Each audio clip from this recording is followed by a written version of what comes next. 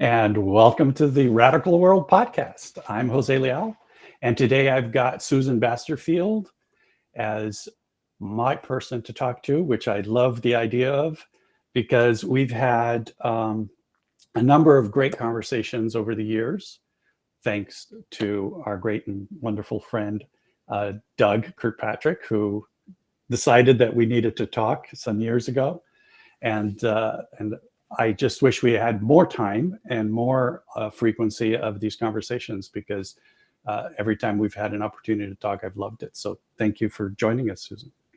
Yeah, absolute pleasure, Jose. I was thinking back, and I did actually land back at Doug. And one of the things about, I guess, the world of work that we inhabit is the magic of the connections and the total generosity of most people who think and talk about the kind of things that we're going to be talking about today. Absolutely. And thank you for getting up early because I know you're on the other side of the world and it's really early for you. So I appreciate you accommodating our time that we do this here in California. And thanks. So, as I've said, it's a conversation. We've both been around this world of workspace for a while. I thought maybe we'd kind of talk a little bit of history and then sort of what's been happening, and because we've both talked about the fact that there's a transformation happening within our space, not just around the world, but within the world that we've been sort of going around in. So can you tell me a little bit about your history and what you've been doing in this space, and then talk about sort of where we're going? Absolutely. Thanks for that. I never quite know where to start. I grew up in California. I've been a proud citizen of New Zealand for about 20 years, but I grew up in California and had a quite a traditional first career in the tech space, very early days of the tech space. Left the US in 1995 for Europe and kind of had the I guess, typical climb up the corporate ladder with multinationals like IBM and HP. And, you know, I I always wondered why these incredibly um, nonsensical rules applied in even major corporations, that somehow the good ideas could only come from people of a certain rank or level in the organization. When we arrived in New Zealand, it was the same thing. I kind of swapped from kind of traditional tech to telco, and it was the same patterns that kept on repeating.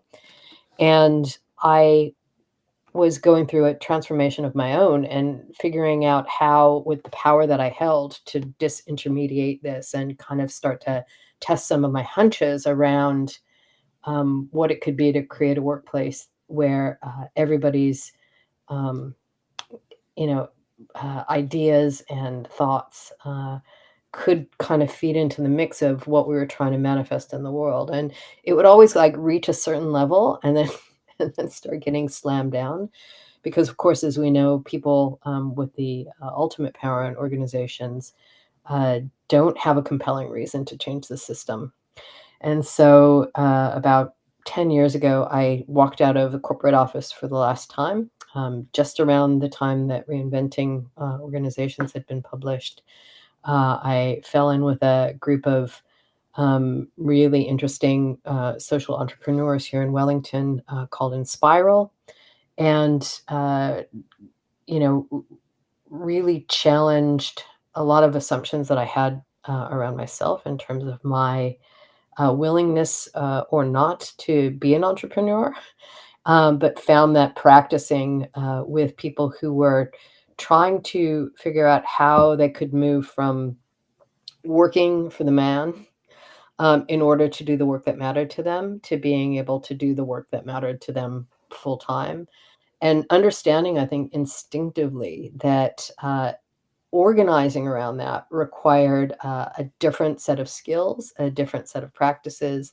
If we had any chance of creating what we were imagining, without falling back into the old paradigms of command and control. So one of the many organizations sprung from the Inspiral soil, including the one that I am part of called Greater Than. We are a global collective of very, very passionate practitioners who work with organizations and leaders who want to do something differently, but maybe don't know where to start.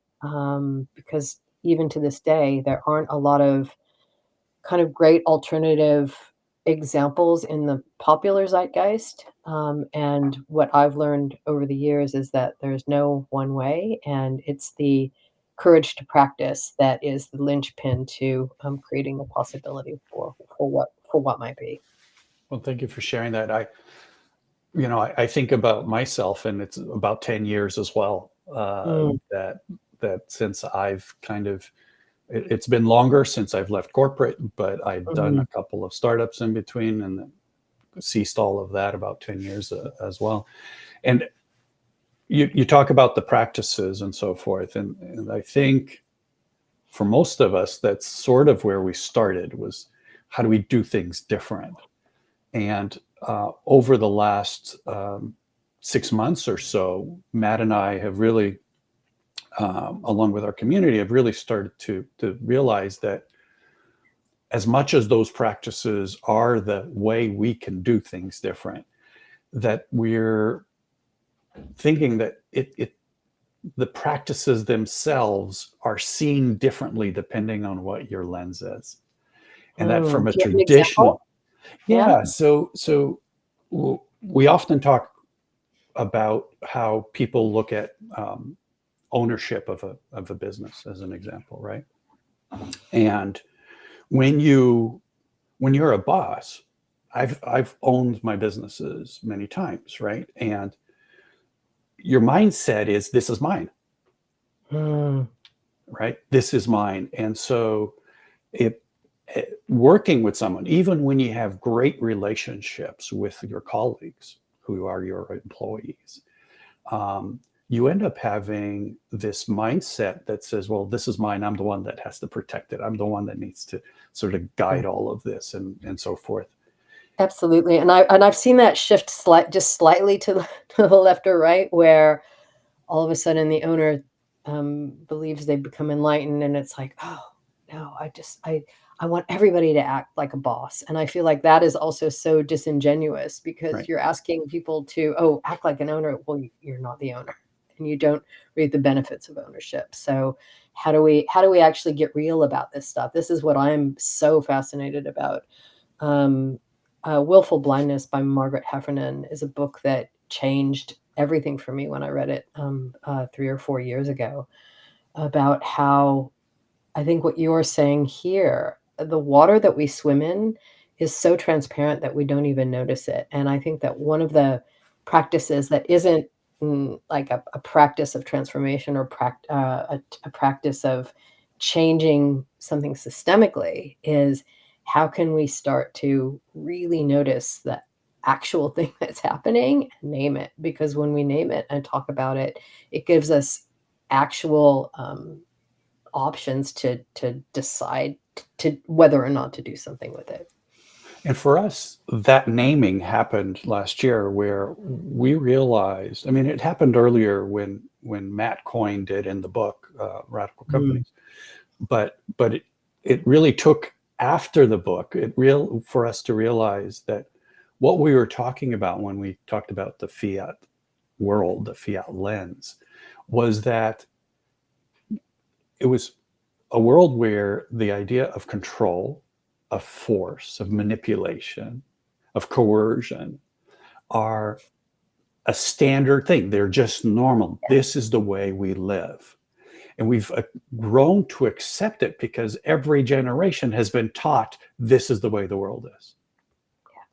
Right? I remember as a teen saying to a colleague, because it was someone I was working for, and he was in his late 20s. And I said, but that doesn't make sense. Something, I can't recall the exact situation, but it was something in how the world works kind of thing. And he says, Mm. yeah, I know it doesn't make sense, but you've just got to learn to accept it. It works on so many levels, that, right? I think, one of the things that I have still, I have never lost empathy for all those middle managers out there who are promoted, to being responsible because they're good at something. They get promoted to being responsible for other people that are trying to do that. But what's never spoken is, and it's both your privilege and responsibility now to decide how much each of these people earn, what kind of work they get to do, whether or not you're deeming them high performers, so they get to go on the learning track Mm-hmm. that is what the portfolio of L&D is doing. And that for me is, I feel it in my tummy right now. It's so coercive. It's so non-consensual, Right. but it just persists and persists. And it's so easy to see when we started talking about the idea of force. We people were saying, well, I'm not forced to do things. Right. I'm not for no, but because it's a subtle form of force. Right here, you lived in the United States, so Mm, if you don't have full-time employment, you likely don't have health insurance. absolutely. That's a huge form of force. Yeah. Right. And we don't think of it as force. We think of it as just the way things are. Right. But it is a way of manipulating people's behavior. And whenever anybody talks about having universal health care in the United States, it's the companies that come up and say, well, yeah, let's not have that conversation, because it is one of the things that causes people to work for us. That had never occurred to me, Jose, but it's absolutely true. And it's that type of manipulation. The same thing with advertising. I worked in media. Advertising is doing the exact same thing, but in an even more subtle way, because we know that advertising works, but what we don't really say out loud is that advertising is actually manipulating people's behavior in ways that they don't consent to. Yeah. I mean, I agree with that, and in some ways, I have heard that much more often than I've heard these conversations about what's really happening in the workplace. Mm-hmm. Um, we talked about this a lot, that why is it that, I think this is Aaron Dignan who coined this, that you look at anything from 150 years ago and it's fundamentally different except the org chart. And that persists to this day, a form of cascaded context, control, privilege that is only there to serve the people that sit on top of that. And like you said before, everybody who enters the workforce or workplace subtly consents to that, but is it actual consent? I don't think so. Right. Right. I don't think we realize how subtle that force is in that environment. Yeah. And we see the spike of heart attacks and Yeah. breakdowns and strokes on Monday mornings, right? Like, Absolutely. why? Well, right, we know why it's happening, but we haven't connected the dot. And part of what the conversation we're trying to have is, how do we flip the lens? And Mm, we use this as a little way of demonstrating it. Like, the fiat lens is one of seeing the world as this place where we need to control, yeah. where control must happen. Otherwise, it will fall apart. It will be chaos. But in reality, what we have is a lens, a radical lens of seeing ourselves in a way where we all have needs, where we all need to come together. We all need to live our lives, and we all have a desire to make this world better. So, how do we do that with each other? How do Mm, we serve ourselves and life together? rather than working from this lens that we've been taught is the normal lens. Yeah, absolutely. I mean, I've got some hunches about that um,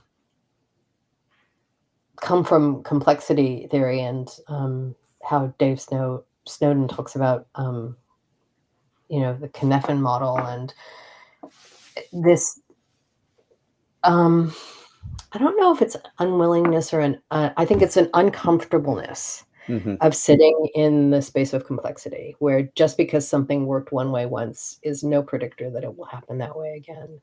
And the way that we have managed that for ourselves over hundreds of years now is to codify it, right? Right. If I can make it a process, if I can make it repeatable, then I can measure it and I can improve it.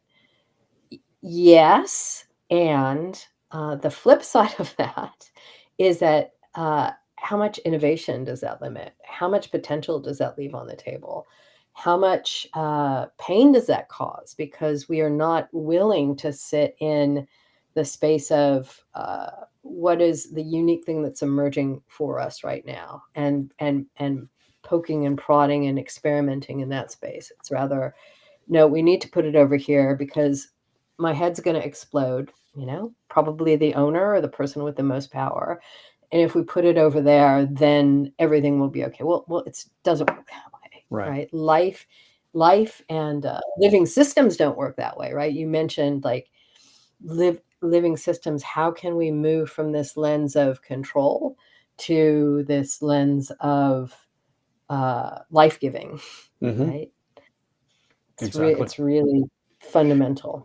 And I think that what I've seen as well, and you probably have, is that when we move away from this codified way of working, then we loosen things up so much that we're afraid to codify again. And I've seen so many groups fall apart because they're just sort of like, everything's okay, everything's acceptable, everything, and we don't set up some basics for how to work together and some basics for what's acceptable and what's not. Mhm. And I think even before that, Jose, it's the basic practices mhm, of, are we listening to each other? Are we checking for meaning? Are we taking time as a group to actually ask each other what we're noticing in the system? Because nobody can see everything. It's these basic communication and listening practices that I think form the basis of the possibility for this to even happen. Because just because we say we're going to do something and and use the same principles of the hierarchy to make that happen, it it doesn't actually allow the system to speak to us if we're still imagining that we are the only person that it's speaking to. I know that might sound a little confusing, but that's how I yeah, see it. I agree with you. I think the language that I use is, if you see things through a lens of control, through the fiat lens, and it is a hard lens to flip. It seems so easy to just flip that lens, but it's a I do hard it every lens to day, flip. Jose, in my life, in my family, in my work. There's dozens of times a day I just say, "Oh, I'll just do that. I'll just control that." It's Yeah, hard to it's say, hard. It's hard. But once we start to see that lens, and once we see that what we're looking for is not bad behavior, what we're looking for is not someone's malice, that what we're looking for is an example of someone who's working through that lens best that they can. Yeah. And it's the lens that we need to talk about, not their behavior, not who they are as a person. And when we have that conversation about the lens, it gives us permission to connect with ourselves again. Because Mm, I know for myself, when I was in corporate, I beat myself up every day, yeah. right? Why did I do that? That was so mean. Why did I do that? That was so harmful. Why did I just cut the legs out from underneath that person at that meeting? Like, that was not nice.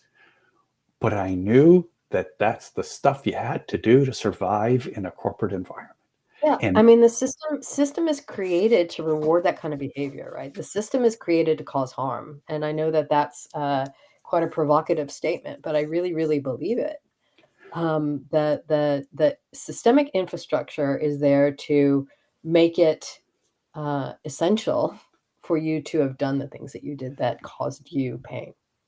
and I would say it a little bit differently because I don't think it's designed to cause harm. I think it's designed to increase control, and Mhm. it causes harm in the process. I did those things not because I wanted to cause harm, but I was doing them. And the boss I had was doing them to me, and his board was doing it to him, right? And the Yeah. investors were doing it to them. And yes, and I'll come a little bit your way. I think that those systems are created to make it more likely for harm to be done. Yes. Yeah. Yes. Well, and lots of it. So it's not Mhm. to minimize the harm that happens. Yeah. I think the harm that happens is huge. I suspect that most of the harm that's happening at the human level and at the rest of nature level is due to those things because we lose sight of what's important because we're so focused on control. And that's the conversation that I think we should all be having. And so the question that I have for you is, do you think that conversation is starting to emerge? Because you work in Europe, you work in New Zealand, you do work in North America, you have a breadth of vision. And we've both had the conversation about the fact that things are changing. There's a shift happening. What's your sense of what that shift is? I mean, I think that when reinventing first kind of spurred the kind of first wave of this being a little bit of a more populist idea, that there were two types of leaders who kind of got interested. One was people who just read this and said, "Thank goodness I thought I was crazy. I know now that this is possible, and I'm going to try." And there were other leaders that read that and said, "Oh, great! This is something that I can use to get rid of a layer of management, to sell to the board." That there will be no managers, everybody will self-manage, and we can, be more, you know, uh, our profit can go up. I think that in that conversation, what's happened in the world, in the kinda ensuing 10 years has been more evidence around the importance of talking about power, of talking about control, about talking about coercion. And I think that the leaders that I'm seeing now, okay, I'm gonna be again provocative. Mm-hmm. The leaders in this new wave that I'm seeing are mostly women, uh, Beautiful. and and and mostly humans that are beginning to see that control isn't the point. So I think that that's the shift. I think it's the shift from, "Oh, here's a model that we can follow," again, back to the Mm-hmm. codification, Right. to being more of a felt sense, an embodied, experience of, I I don't have to control. Me, trying to control is, limiting the potential. I don't know how to not control, Right. but I'm open to, naming this and, wanting to, work with it and work within it. So that's the change that I'm seeing is that certainly the majority of the organizations that we're working with at the minute have leaders who have, I would say, a more, mature and nuanced view of why this work is important. And when you see that they understand that it is that it has been about control and that they're moving Mhm. away from that. Do you get a sense that they are having these conversations with their people at that level, or are they talking about how we switch practices and how we, you know, I mean, I think that the people that we're working with now probably have, you know, 5 or 10 years of, different, ways of experiencing this and experimenting with it, and are, kinda coming to the recognition that, um, there are underlying, promoters of this, right? So, control can mean anything. It can mean you control through sharing or withholding context. You mhm, control through, sharing or withholding, autonomy. You control through sharing or withholding, you know, levels of transparency. And that starting to, again, slowly nudge these things out, and, to a degree that they're not breaking anything, and you start noticing what it's enabling. I think that that's another thing that I'm noticing is that people are much more, comfortable with the idea that this is not the work of a couple of months or a couple of sprints. It's the work of many multiples of years. and are you seeing do you see that as a sort of a global shift? Is that kind of you're feeling that happening throughout? Yeah, I really, really think that I am. I think that, and again, it's, industry agnostic, as we've talked Mhm, about before. It really is, the lens and the will of the person in the system with the most power, and that could be in a tech company or in a, public service or in a, you know, a school or university or whatever, right? And I do think that it's ubiquitous across all, I would say, the global north. I right. think talking about the global south is a completely different Mhm. conversation.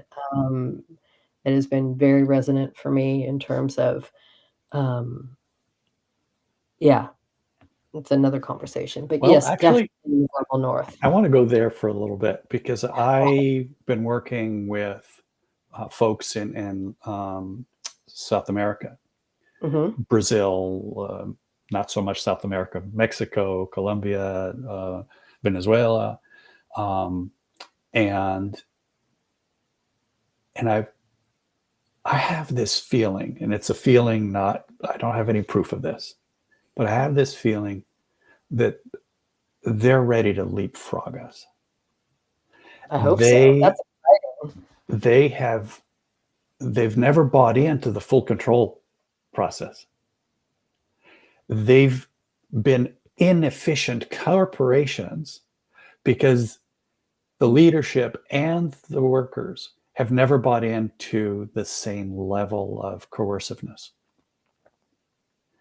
And so by American standards, we look at that and we go, they're not as efficient as we were or as we are. Yeah, I think that's awesome, and I think that there's other, like, socio-political, things that have happened over the last, you know, 5 or 6 decades in South America that probably, um, have created a level of, possibility and, I don't know, belief around, what a more, you know, socially equitable, system could Uh, look like. was it yesterday? Yesterday, met with a colleague, a radical colleague she's from Brazil. She was here in the Bay Area. She's a lawyer. She set up Mhm. a collaborative of three lawyers in the same building, working together and independently, and working to bring this type of lens to the community there. I don't know if you know Kim Wright and the integrative law movement. Mm. her, Mhm. she's also part of Kim's community, and that work I'm sensing is taking hold in a special way in Latin America as I see Super that kind of work. exciting. And so it is exciting. It's exciting to see, it's Mm. exciting to be a part of, and it's a great place to learn because it's emerging from them in a way that is um, it's it's not it's not theoretical. It's not, it's Yeah. not designed. It's not predefined. It's just this is what needs to happen. We're Literally emerging. literally Yeah, emerging. yeah, So yeah. often we talk about emergence, and then we go, "Well, here's how we emerged it," and so it's wonderful to see. So I look forward to seeing more of that and hearing more. What what in your mind is sort of the next thing that's happening for you Mhm. for greater than where are these many groups that are doing this work? What's breaking ground for you? Mm. I think I was having a conversation yesterday, and uh, I'm I'm very aware and very motivated to start to create the conditions or the opportunity for leaders themselves to begin learning from each other in a more meaningful way. It's all well and good to have us coming in, as we call it. We don't call ourselves consultants. We call ourselves accompaniers or accompaniists. We walk kind of side by side and um, don't, don't try to act in that normal consulty way. But I think that I'm very excited about reigniting my weaving Hmm. capability. 'Cause that's how I got into this world in the first place, right? I think I've always been a little bit brave that way. Like if I see something that resonates with me, I'll reach out. I think I did that with Doug. I did that with one of my sadly past mentors, Brian Ungard, he of Decurion and Everyone Culture, and just really getting more in that mode of being interested in learning from people on the ground that are doing it and bringing those people together. So I feel like that is the next thing that's energizing me. And are you seeing that happening within your community as well, or is that primarily you? No, I think it's definitely happening within the community. For example, in a couple of weeks, I'm going to be heading to Vancouver for the global summit for an organization that I have been in awe of and supporting for some years called Corliss. They were previously called SheEO, and they're about disintermediating the traditional funding mechanisms for female-led Hmm. entrepreneurs. And that particular group is moving away from geographically specific perpetual funds to provide this alternative possibility to bringing things together globally and having then more opportunities to spread this from the perspective of those more underrepresented areas or countries. So I am seeing a bit of like how the connection is manifesting might be different, but I think that people are really reawakening from this. I don't think it was necessarily a slumber, but the disruption of the pandemic into, okay, what is possible now? And doing that consciously. Um, I feel like there's something that I want to touch upon, and I'm not sure how to get there because the focus is so much for us to talk about existing organizations.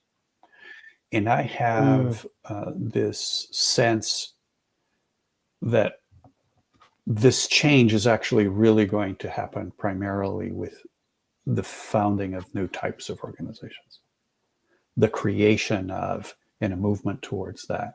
I worked in the automotive industry and the automotive media industry, and and that understanding of what happened 124 years ago when there were 8,000 cars in 1900 in all of the United States. By 1925, there were 22 million cars. That Amazing. in 25 years, the world can change in ways that are almost unfathomable, because it wasn't just those cars. It was roads, it was signs, it was gas stations, it was mechanics, it was everything necessary to make that up. Government registration systems, licensing. I mean, in 25 years, right? Amazing, right?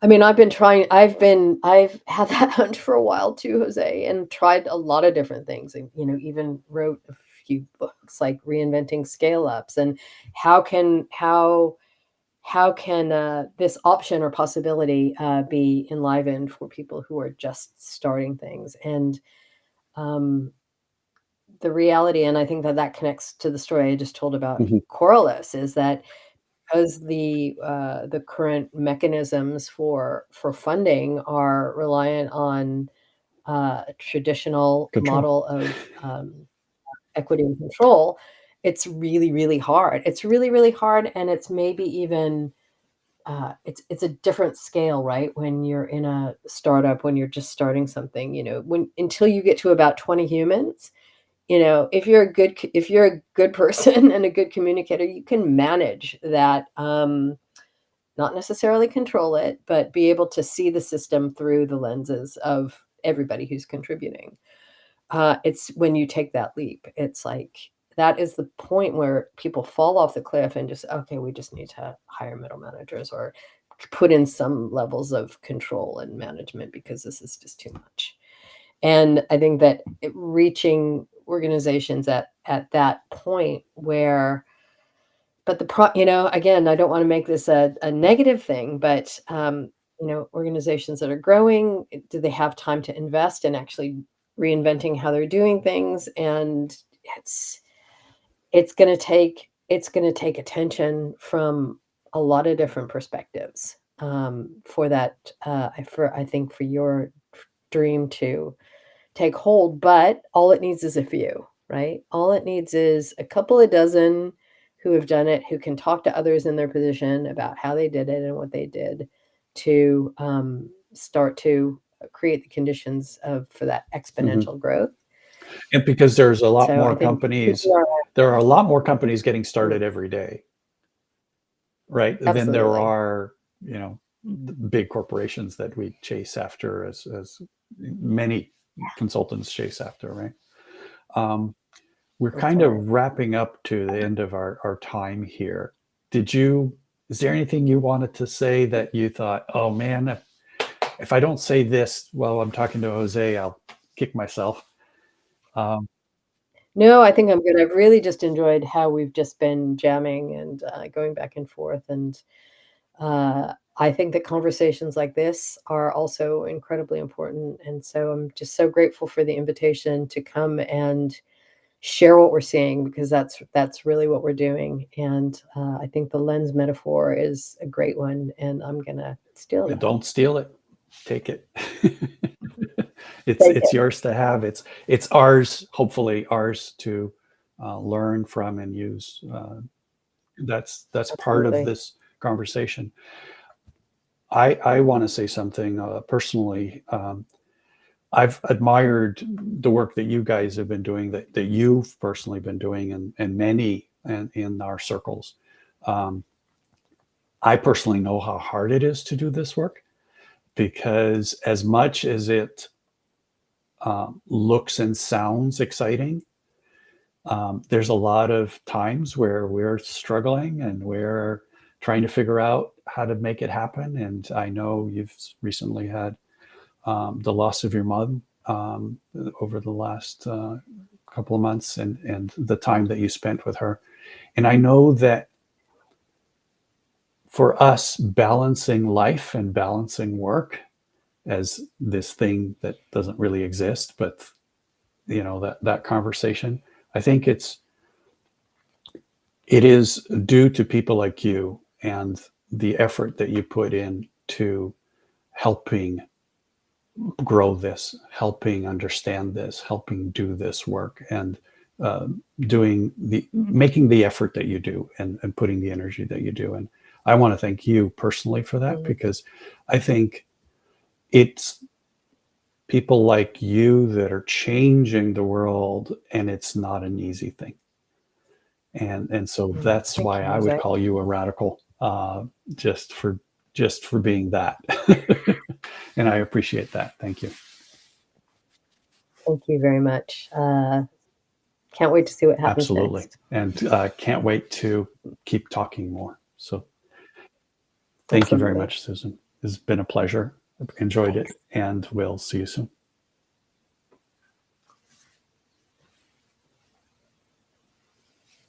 Oh, okay. Next week. Carlos wants me to say about next week. I had closed the chat because I wanted to see your face. So I'm going to have yet another wonderful conversation, and this time with someone from Mexico, what I was referring to about the work that's happening down in those countries. In this case, it's Angel Calderon, who's a part of our community, and he's with Significados Compartidos. He's another Susan, but in Mexico, and doing wonderful work down there, and working really hard again to change the way things work. It's someone very much with a radical lens, and doing the work of helping people lift their fiat lens. So I'm looking forward to that conversation. Thank you, Carlos, for reminding me, and we'll leave it at that. Thank you.